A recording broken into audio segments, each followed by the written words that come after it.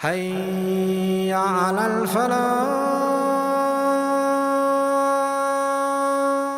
The things that void your fasting, scholars say, are 7. So memorize them, and then you don't have to worry about anything else, because now you know that these 7 nullify your fasting, so anything else does not. First of all, eating and drinking. So eating and drinking, anything that goes into your stomach,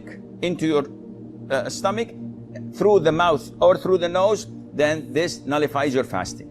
Even if you swallow a stone, it nullifies your fasting. Secondly, whatever takes the role of food and drink, such as the IV, if you have glucose, for example, that you can live for 3-4 days without eating and drinking, just because of this IV is going into your veins. So this nullifies your fasting. And this means that if I take antibiotics, if I take Voltaren shots, if I take insulin, if I take penicillin, anything that does not nourish me, that does not take the role of eating and drinking, this doesn't nullify your fasting. So if someone says, if I have to take vaccines, does it affect my fasting? No, it doesn't. I have to extract a tooth and the doctor gives me or anesthesia, does it affect my fasting? The answer is no. Thirdly, vomiting intentionally.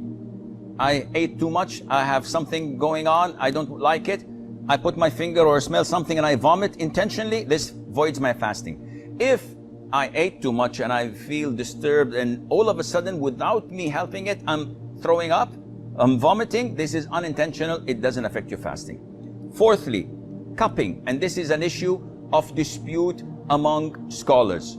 So the most authentic opinion, it's safer not to cup while fasting. Cupping is having scratches and slashes on the back of your neck or on your shoulders and then extracting the rotten blood. And it's a form of healing and medication. It is good, the Prophet encouraged it, alayhi salam. But during fasting, refrain from it because it's an issue of dispute.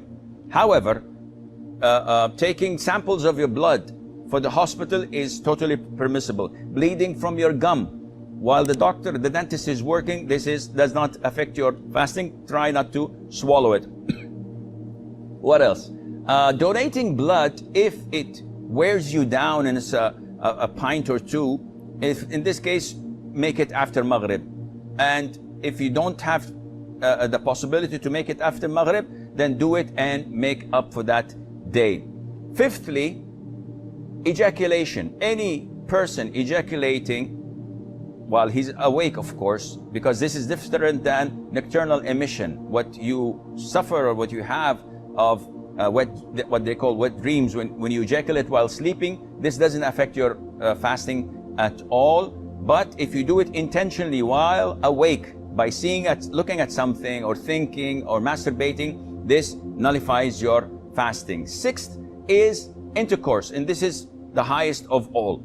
And we spoke about the expiation in the beginning. Seventh is the blood of menses or postnatal bleeding.